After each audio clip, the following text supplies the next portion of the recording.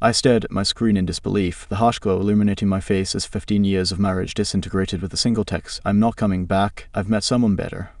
The notification chime still echoed in my ears when I saw the second message, a screenshot showing $118,000 vanishing from our joint savings into Megan's personal account while she was supposedly with the girls in Palm Springs. I met Megan Wilson on a crisp autumn evening at a University of Iowa alumni fundraiser. The ballroom lights caught her smile from across the room, and I felt a jolt of electricity I hadn't experienced since my first marriage crumbled 3 years earlier. At 38, I was finally finding my rhythm again. My forensic accounting practice was taking off, and I just landed 2 major corporate clients. Romance wasn't even on my radar that night.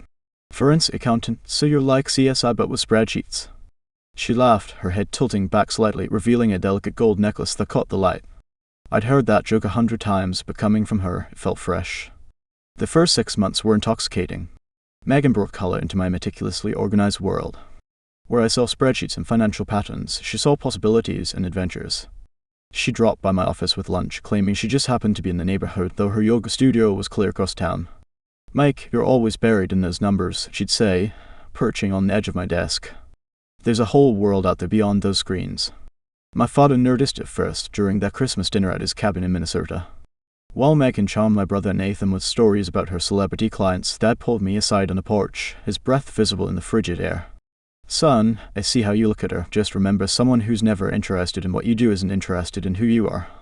I dismissed him, chalking it up to old school thinking. "She's just different from us, Dad. Not everyone gets excited about financial irregularities and audit trails." When Megan wanted to expand her yoga studio into a wellness center, I liquidated my emergency fund without hesitation, $87,000 transferred with a single signature. She kissed me hard when I showed her the confirmation, but never once asked about what the money meant to me or how long it had taken to save. "This is why I love you, Mike. You understand ambition." Her words made my chest swell with pride. I was the supportive husband I'd failed to be in my first marriage.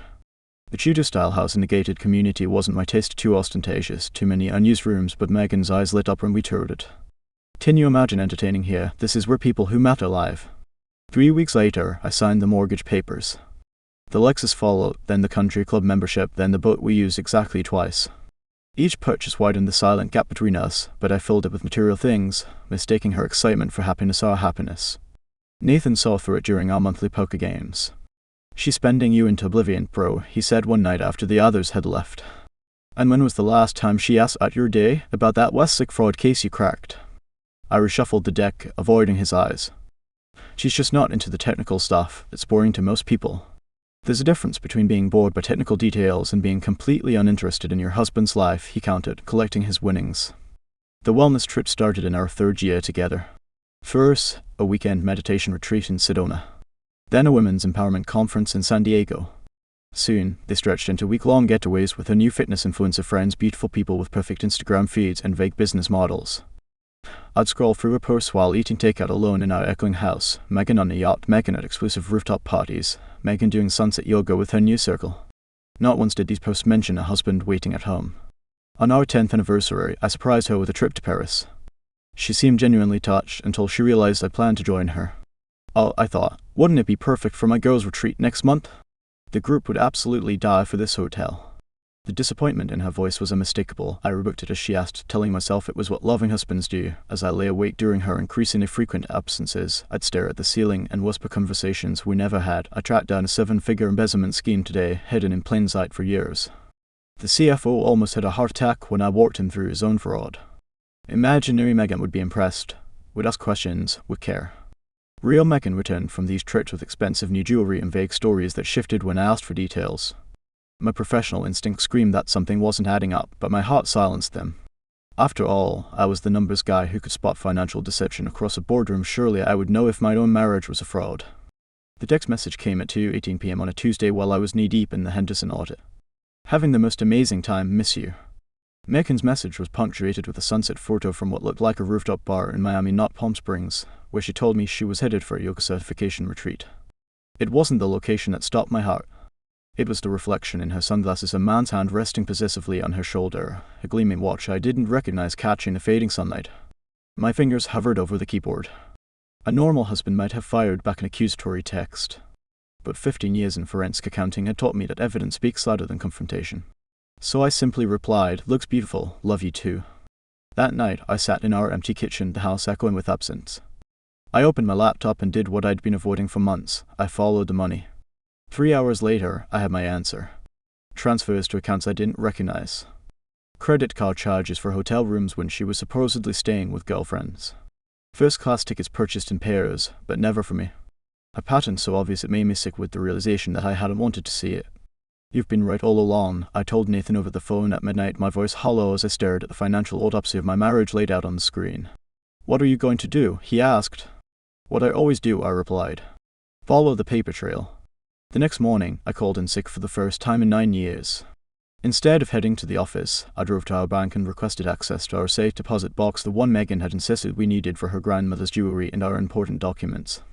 The box contained her grandmother's emerald ring, all right, the one Megan had claimed was being resized at the jeweler's for the past 6 months. It also held a second passport in her maiden name, application paperwork for an apartment in Miami, and a folder containing financial statements for a business I'd never heard of, Crystal Fitness Partners, LLC. I photographed everything, careful not to disturb the arrangement, and left the bank with a strange calm settling over me. That evening, I made a detailed timeline of Megan's business trips over the past year and cross-referenced them with our credit card statements. The pattern was unmistakable and devastating. 4 days later, Megan returned home, tan and energized, dropping her bags in the foyer with the casual confidence of someone who believes they're getting away with something. "How was Palm Springs?" I asked, not looking up from my laptop at the kitchen island. "Amazing. Shannon's retreat center is really taking off. You should see how they've expanded." She kicked off her shoes, heading for the fridge.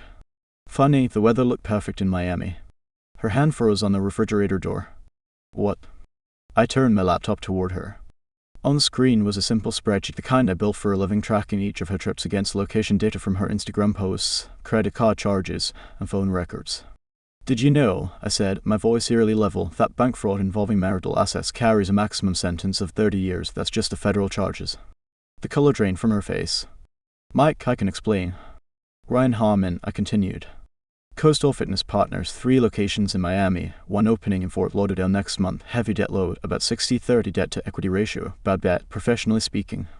Her expression shifted from shock to calculation. I'd seen that look before cost deposition tables when fraudsters realized they needed a new strategy. "So we both made mistakes," she said, attempting a conciliatory tone. "I've been unhappy for a long time, Mike. You buried yourself in work while I was trying to build something for myself." I closed the laptop. "The $118,000 transfer from our joint savings to your personal account yesterday, was that you building something for yourself too?" Her eyes widened. She hadn't expected me to know about that yet. "You never understood ambition," she said, her voice hardening. "Ryan gets it. We're building an empire while you're still hunting down pennies for other people." I stood up slowly. "Here's what happens next. I've frozen all our accounts as of this morning. The transfer you made has been flagged as fraudulent. Your access to our home equity line and joint credit cards has been suspended." "You can't do that," she whispered. "I already have." I pulled a business card from my pocket and slid it across the counter. "This is my attorney. You can have your lawyer contact her directly. They'll be staying at Nathan's until you've removed your things." She lunged for her phone. "Ryan will destroy you. His family has connections." "Ryan Harmon is 3 months behind on the SBA loan for his Brickell location," I interrupted. "His family connections consisted of a trust fund he burned through 2 years ago. The money you took has already been reported to the FBI's Financial Crimes Division." Tears formed in her eyes, not of remorse but of fury. "You vindictive bastard. 15 years and this is how you—" "15 years," I echoed. "And you thought I wouldn't notice the money, me of all people." I picked up my pre-packed overnight bag from beside the kitchen island. "That's the thing about numbers, Megan. Unlike people, they don't lie." As I walked to the door, she called after me, her voice breaking. "What about everything I've given you? The life we built?" I turned back one last time. "You never gave me anything, Megan. You took and took until there was nothing left, but you made one critical mistake." I allowed myself a small, sad smile. "You married an accountant who specializes in fraud." I pulled into the parking lot of Coastal Fitness Partners' flagship location in Brickell, the Miami sun glinting off the polished chrome and glass entrance. Men and women in expensive athleisure streamed in and out, each one looking like they'd stepped off an Instagram feed. This was Ryan's empire, the empire my wife had helped build with my money. My stomach churned as I straightened my tie. For 15 years, I'd worn suits like armor, but today it felt like a disguise. I wasn't here as Mike Reynolds, the mild-mannered accountant everyone underestimated. Today, I was the nightmare that keeps financial fraudsters awake at night. The receptionist's smile faltered when I asked for Ryan Harmon. "Do you have an appointment, sir?" "Tell him it's about Megan Reynolds' investment portfolio." The words tasted bitter in my mouth. 5 minutes later, I was ushered into a corner office with floor-to-ceiling windows overlooking the Miami skyline. Ryan Harmon looked exactly like his social media photos tan, perfectly sculpted with a smile worth thousands in cosmetic dentistry. He extended his hand, confidence oozing from every pore. Mike Reynolds, we finally meet. He gestured to a sleek leather chair. Megan's mentioned you, not much of a fitness guy, are you? I ignored his hand, instead placing a manila folder on his glass desk. I'm not here for pleasantries, Mr. Harmon. I'm here about the $422,000 in fraudulently obtained funds currently propping up your failing business. His smile flickered but held. I don't know what you're talking about, man. I opened the folder, spreading out loan documents, bank transfers, and credit applications, each one bearing Megan's signature, each one using our marital assets as collateral without my knowledge or consent. Coastal Fitness Partners, I said, tapping the documents. 60-30 debt-to-equity ratio. 3 months behind on your SBA loan for this location. A fourth location breaking ground in Fort Lauderdale that you can't possibly finance without another injection of capital. I met his eyes, my capital. The color drained from his face. These are private business matters between Megan and me. You have no right. I have every right. I cut him off, my voice deadly quiet. Every penny Megan invested came from our joint accounts. Every loan she co-signed using our shared assets constitutes textbook financial fraud. I've already spoken with 3 different banks this morning. They're calling in your loans, effective immediately. He stood abruptly, knocking his ergonomic chair backward. You son of a bitch, you have no idea who you're messing with, my family. Your family trust? I laughed, a hollow sound that surprised even me.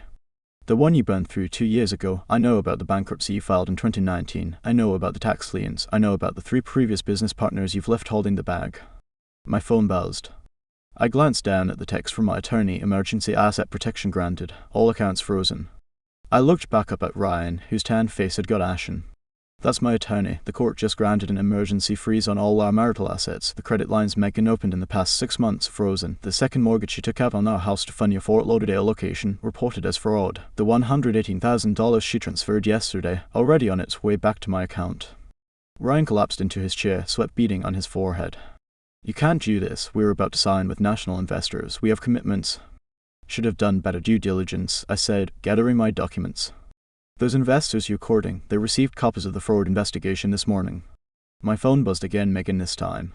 I declined the call and watched as Ryan's phone immediately lit up. She's calling you now, isn't she? I stood, straightening my jacket. She's panicking because her cards are being declined, because the mortgage payment she tried to make from our joint account just bounced, because the financial house of cards you two built is collapsing. Ryan lunged for me, but stopped short when his office door opened. A young assistant stood there, eyes wide.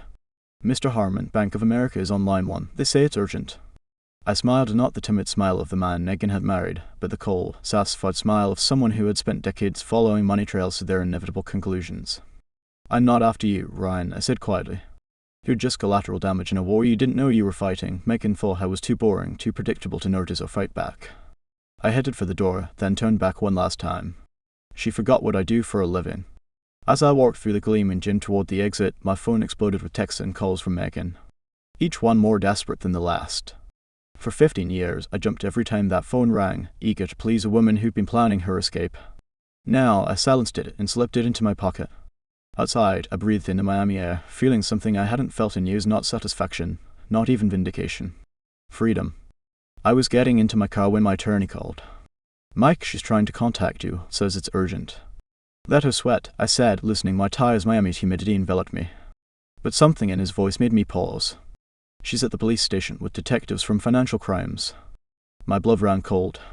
In my 15 years of forensic accounting, I'd seen plenty of desperate people make desperate choices, but this was suicide by career.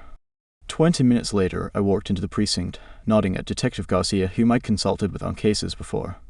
His eyebrows shot up in recognition. Reynolds, what are you doing here? Apparently, my wife filed fraud charges against me. Garcia's face shifted from surprise to something like pity. Conference room free. When I pushed open the door, Megan sat with a stone-faced female detective and a man in an expensive suit who practically screamed corporate attorney. Megan's eyes were red-rimmed, her usually perfect makeup smudged.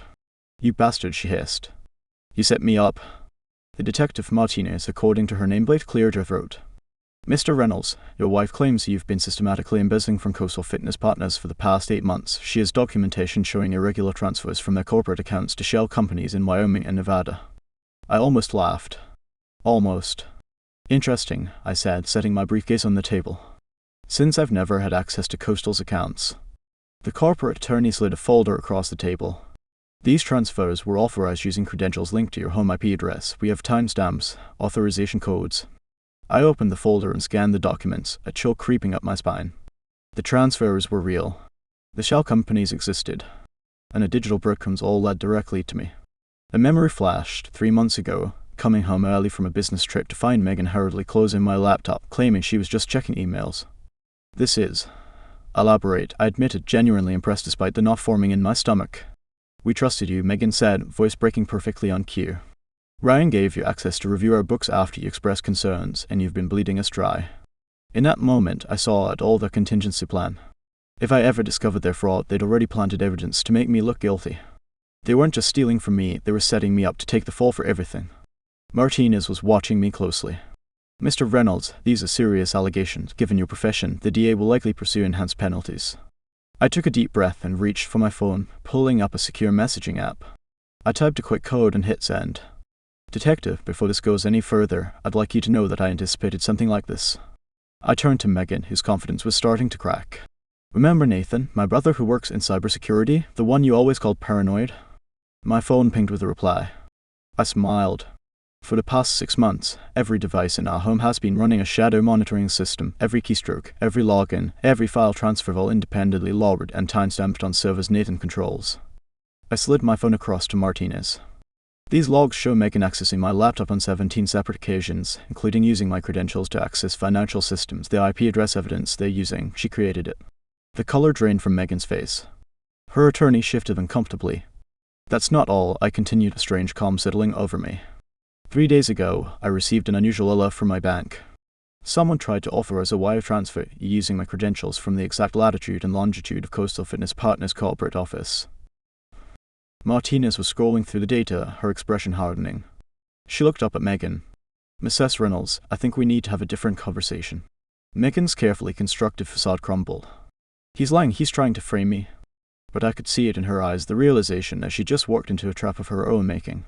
By trying to frame me, she'd confessed to a conspiracy that would put her and Ryan under scrutiny they couldn't possibly withstand.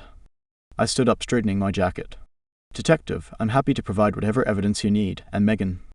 I leaned across the table, lowering my voice. You forgot what I do for a living. After signing the settlement papers, I watched Megan walk out of the attorney's office with her shoulders slumped, a woman suddenly adrift without her safety net. For 15 years, I'd been the foundation she built her life upon, the reliable husband who would bend without breaking.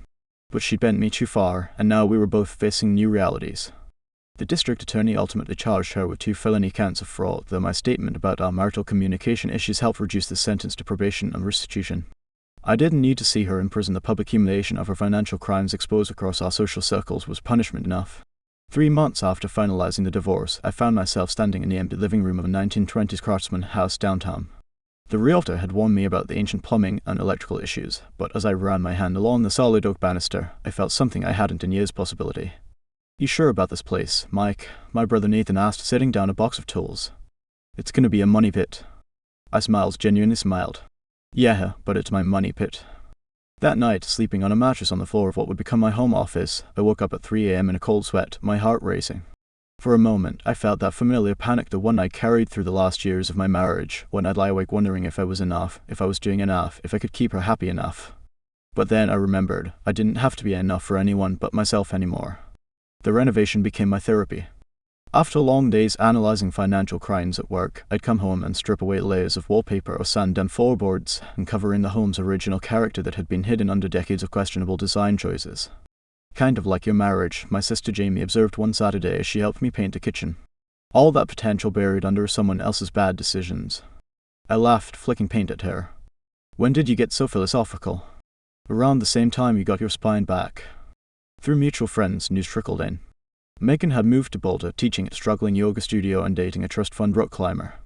Ryan's Miami dream had imploded within 6 months. The national chain that bought his gym discovered even more financial irregularities than I had. Last I heard, he was managing a supplement store in Tampa. I didn't feel the satisfaction I expected. Instead, I felt something closer to pity, mixed with gratitude that I'd escaped before they dragged me completely under. One evening, almost a year after the fateful text message, I was organizing my father's old fishing tackle for a trip to his cabin when I found a small notebook tucked inside the box. Opening it, I recognized his cramped handwriting documenting every fishing trip we'd ever taken together. May 12, 1989, Mike caught his first walleye today. Proud doesn't cover it. He's got patience most grown men don't have. As I flipped through the pages, tears welled in my eyes. Dad had seen something in me that I'd forgotten was there, a steadiness, a quiet determination that I'd buried trying to keep up with Megan's constant demands for more, better, different. I took that notebook to Minnesota with me the following weekend. Sitting on the dock where Dad and I had fished since I was 10, I watched the sunset paint the lake copper and gold. For the first time in as long as I could remember, I felt completely at peace. My phone buzzed a text from Megan. "I miss us. I made a terrible mistake. Can we talk?" I stared at it for a long moment, then set the phone aside without responding. Some betrayals can't be undone. Some lessons are worth every painful cent they cost you. As dusk settled over the lake, I cast my line into the water and waited patiently, just as my father had taught me. The revenge wasn't in watching Megan's world collapse or in taking back what was rightfully mine.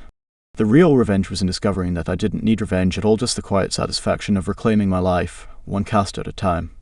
I didn't set out for revenge, I set out to reclaim what was rightfully mine. But sitting here, watching the sunset paint the Minnesota sky and shades my father and I used to name together, I realized something profound. My worth was never determined by Megan's validation or by the figures in our bank accounts. The true revenge wasn't watching her world crumble or seeing Ryan's business implode. It was in discovering that beneath the anxious husband who constantly tried to please an insatiable partner, there was still that patient boy my father had proudly watched catch his first walleye. Sometimes, the most powerful statement isn't in what you take from someone who wronged you, it's in what you keep for yourself. My dignity. My peace. My future. As the fishing line creates ripples across the still water, I realize I'm no longer angry. The weight I've carried for 15 years has finally slipped from my shoulders and disappeared beneath the surface of this lake, like a stone I no longer need to hold.